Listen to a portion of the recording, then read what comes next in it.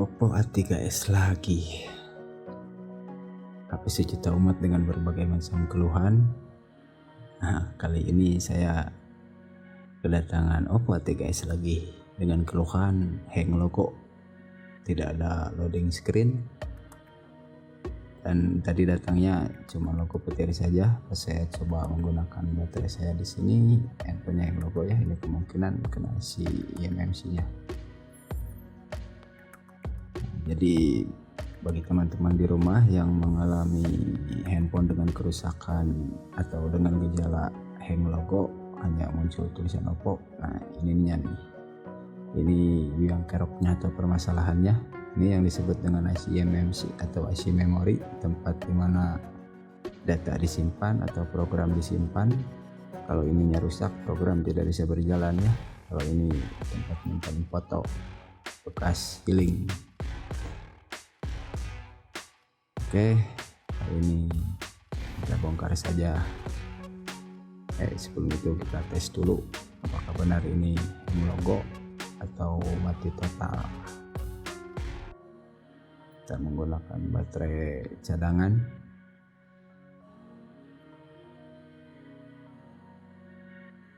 Nah, ini dia handphonenya hang logo kayak gini, tidak ada loading screen sama sekali.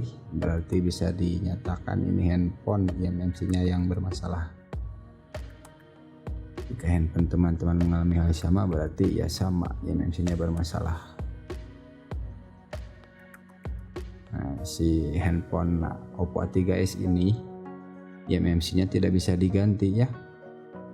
Bukan tidak bisa diganti, tidak bisa diganti eMMC-nya saja.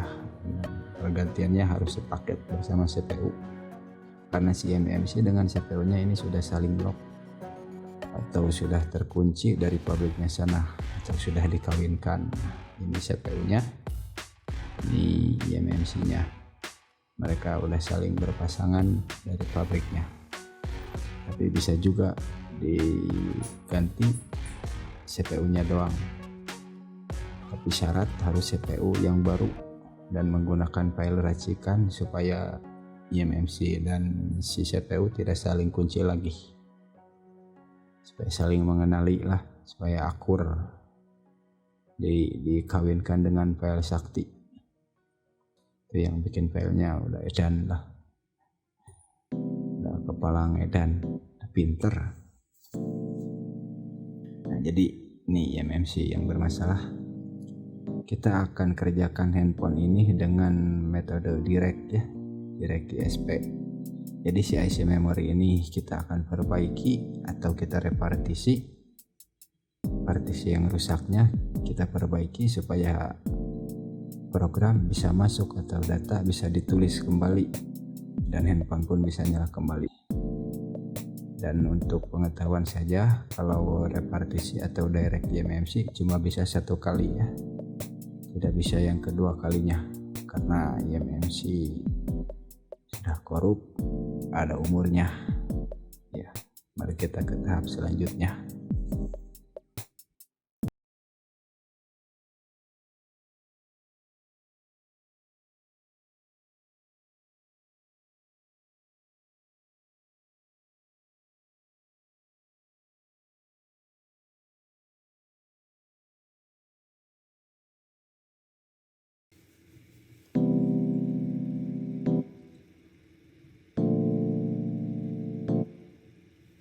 Nah, di sini saya akan menghubungkan USB adapternya dengan eMMC-nya, karena ini sistemnya si eMMC-nya langsung yang kita program, tidak lewat USB atau yang istilah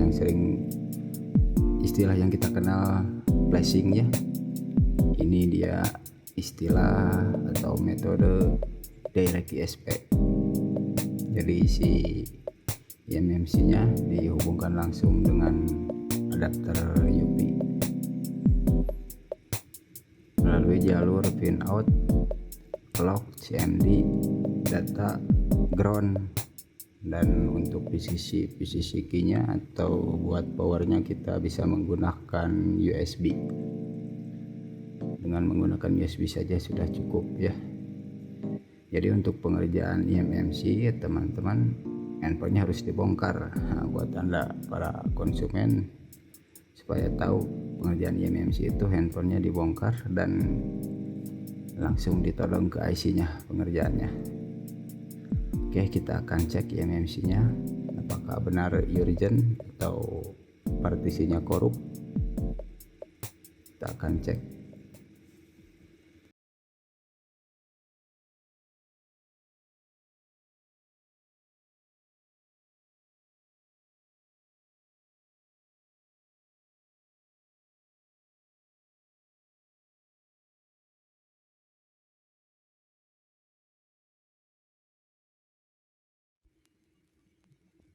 Nah, di sini eMMC-nya kita cek. Nah, ini yang merah-merah ini error ya, atau umurnya sudah mau habis, dengan istilah urgent. Kalau teknisi mengenalnya urgent 90%, ini berarti eMMC-nya error. Nah, langkah pertama yang harus dilakukan untuk memperbaiki atau mendirect eMMC yaitu dengan cara membackup file yang merah-merah ini, karena ini partisi bagian email. Jadi saya backup dulu partisi emailnya, karena apabila ini terhapus akan repot, emailnya akan tidak muncul. Kita bisa juga di nolkan nanti emailnya, cuman sekarang kalau email nol ada beberapa provider yang tidak terbaca sama handphonenya seperti yang email terblokir. Jadi kita backup saja supaya aman dan supaya tidak ada kendala yang aneh-aneh. Ini proses backupnya, proses backup emailnya atau backup file modem dan kawan-kawan. Jadi kalau file ini hilang nanti emailnya tidak ada dan bakalan repot. Nah, file ini nanti akan kita kembalikan lagi ke IC-nya sebelum melakukan repartisi. Jadi langkah pertama yang biasa saya lakukan adalah membackup file emailnya atau file modem dan kawan-kawannya, atau file yang merah-merah. Ini di UP enak ada merah-merahnya gini, berarti dia file penting kalau yang merah-merahnya gini. Kalau nggak ada yang merah-merah, wah kayaknya langsung aja di erase dan alhasil pun emailnya kabur. Emailnya kabur repot. Kalau email kabur, sinyalnya pun juga ngumpet. Oke, kita tunggu sampai selesai proses pembackupannya. Nah, ini lumayan cepat ya. Nah, filenya nggak gede-gede juga, karena nanti kalau di flash filenya gede-gede di sistem dan vendor user datanya itu filenya gede-gede. Kalau ini enggak. Selesai.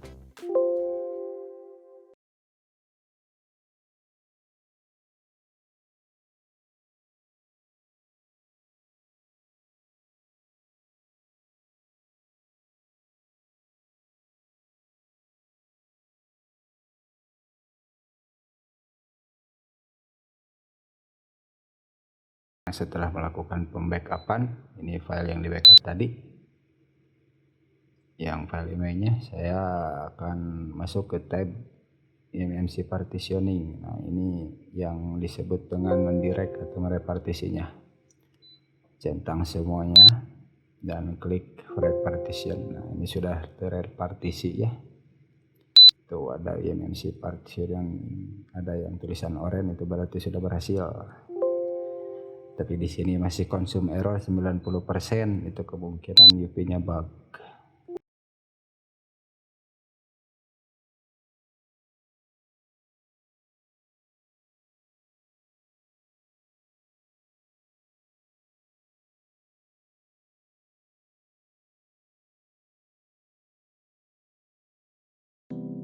Oke, setelah melakukan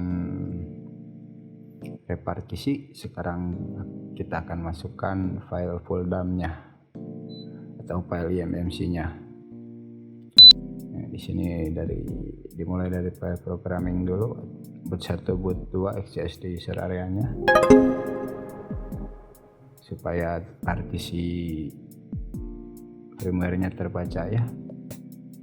Sekarang kita masukkan file ininya, file user path-nya, karena file yang saya miliki full dump dan backupnya backup user path ya. Jadi kita masukinnya harus di tab user path. Ini nggak muncul user path ya, UP nya karena ngebug. Nah, kita lihat dulu filenya, kayaknya harus dimasukin manual nih, harus dimasukin satu persatu. Lumayan agak capek juga nih. Kita lihat, nah primary GPT. Oh ini file raw, kita masuk ke tab factory aja, masuk tab factory, masukkan raw programmer. Nah ini lebih gampang, lebih enak kalau pakai file ini ya. Anda bisa lewat user path, bisa lewat raw programmer, tergantung file yang Anda miliki ya. Kalau misalkan teman-teman punya kasus handphone yang sama, dan buat Anda sebagai konsumen ini cara pengerjaan direct eMMC. Nah, sekarang kita akan write atau kita place. Nah, berhubung prosesnya lama, jadi video saya cut saja supaya tidak memperpanjang video.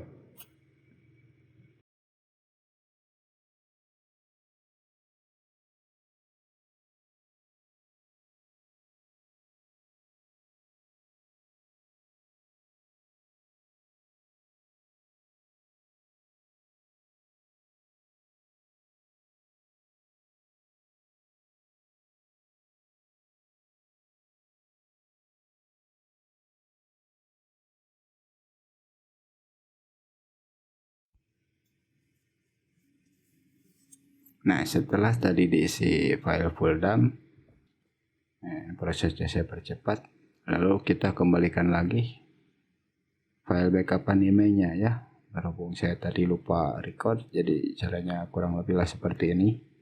Kita masuk ke tab user partition, cari file backupan yang tadi, diklik. Nah, nanti akan muncul di sini, akan muncul checklist semua. Lalu tinggal kita write saja. Dan ini saya sudah masukin, cuman tadi lupa record. Kalau sudah selesai masukin file backupannya, kita tinggal melakukan factory reset di sini. Nah, supaya filenya, supaya handphonenya bisa langsung masuk menu ya. Factory reset, clear FRP kalau bisa. Karena supaya nanti nggak repot, nggak ngerjain FRP-nya. Kalau ini kayaknya nggak ada FRP-nya, atau akun Google ya. Karena file backupan biasanya akun Google-nya nyangkut juga. Nah, ini proses factory reset dan selesai, beres. Sekarang kita ke tahap selanjutnya.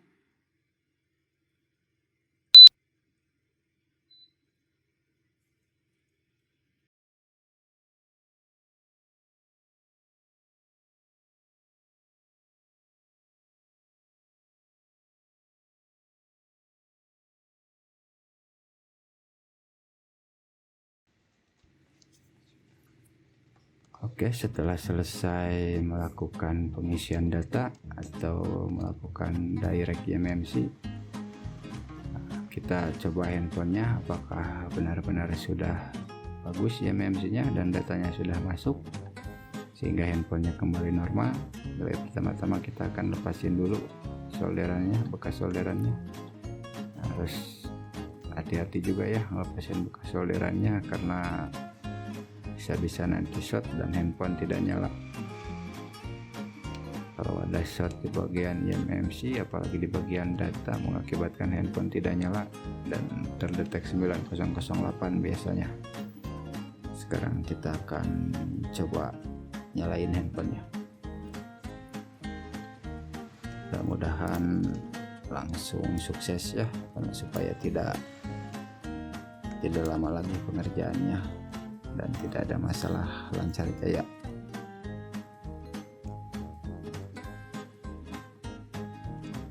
Coba bagi teman-teman di rumah yang pernah mengalami kasus handphonenya kena IMMC dan setelah diservis di konternya bilang ini sebaiknya handphonenya dijual ya Bu, atau dijual ya Pak, itu biasanya pengerjaannya seperti ini ya.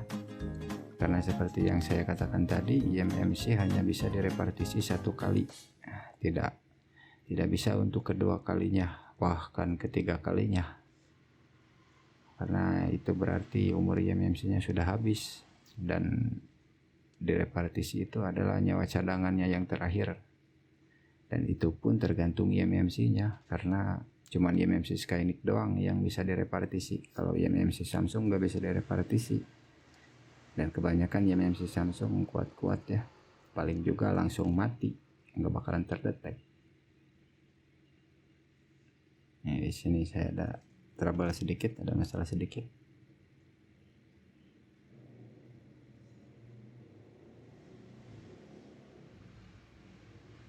Ada masalah di bagian bekas jumperannya, ada yang short ya.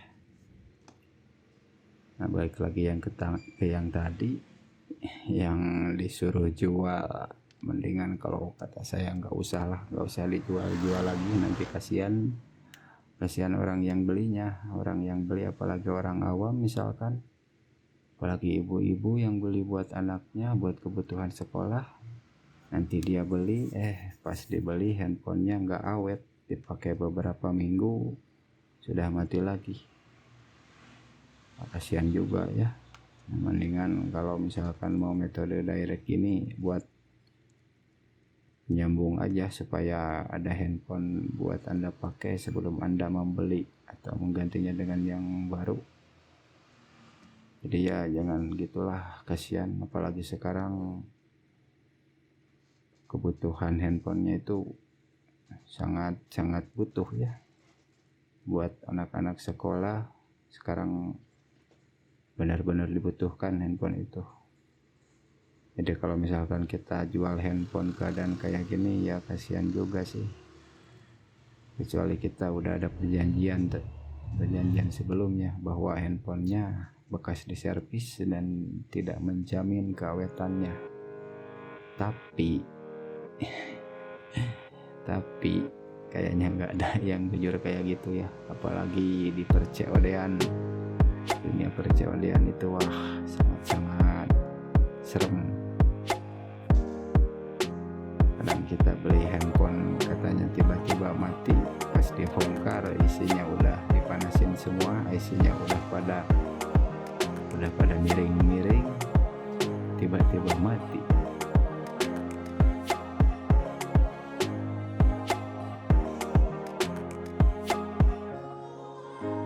Kacau lah. Nah, ini handphonenya sudah masuk menu, sudah bisa dipakai kembali sama yang punyanya.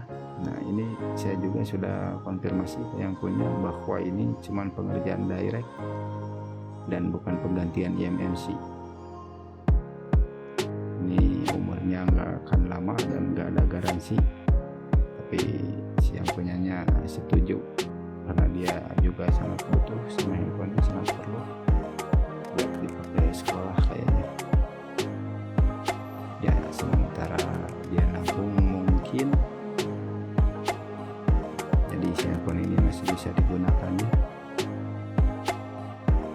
Oke, begitulah proses direct IMMC ya. Sekedar pengetahuan saja buat Anda teman-teman di rumah, Anda yang sebagai konsumen, supaya ada pencerahan sedikit. Oke, waalaikumsalam warahmatullahi wabarakatuh. Sampai jumpa, sehat-sehat selalu.